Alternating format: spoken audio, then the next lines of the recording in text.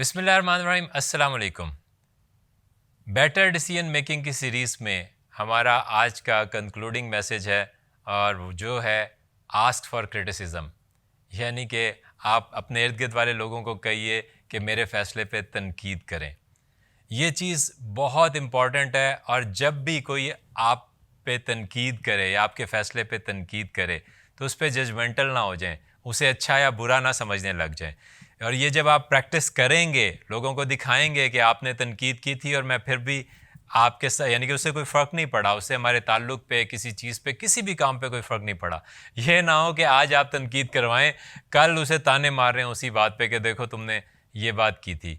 और ये एक बहुत इंपॉर्टेंट बात होती है कि मैं ऑर्गेनाइजेशंस में सीईओज़ को कोच करता हूँ, तो उसमें मैं उन्हें जो मैसेज देता हूँ, अगर कभी मैं कोचिंग छोड़ रहा हूँ तो मैं कहता हूँ कि अपनी ऑर्गेनाइजेशन में कम से कम एक शख्स को ये हक़ दे दें कि वो आप पे तनकीद कर सके, आपके फ़ैसलों को चैलेंज कर सके, आपको ये कह सके कि आपका फ़ैसला सही नहीं है।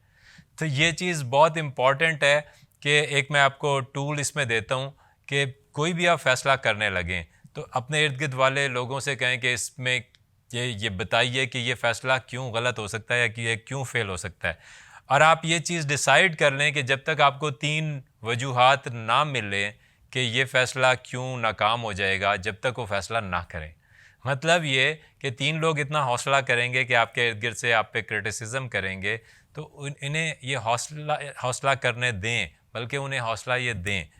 एक आपको मिसाल देता हूँ कि अगर आपने एक स्टैच्यू बनाया जो बहुत खूबसूरत है और आप किसी जगह पे किसी चौक में लगाना चाहते हैं, तो उससे लगाने से पहले आपने क्या करना है कि जिन लोगों ने आपके साथ मदद की है उस स्टैच्यू बनाने में, उनके हाथ में पत्थर दे दें और उनसे कहें कि सारे मिलके इस स्टैच्यू को मारो, पत्थर मारो। और जब वो पत्थर मारें तो उसके बाद देखें कि उस स्टैच्यू के साथ क्या होता है।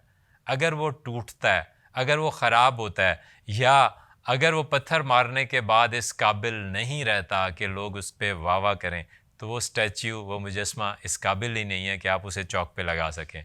मतलब ये है कि अगर वो टूटता है तो आपके लिए ज़रूरी है कि उसे दोबारा से बनाएं और मजबूत करके बनाएं कि वो पत्थरों से टूटे ना।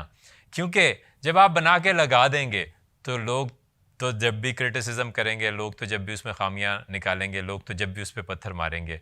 तो जो चीज़ गलत हो सकती है उसे पहले प्लान कर लेना। इस तरह से आपके डिसीजंस, आपका काम बेहतर होता चला जाएगा।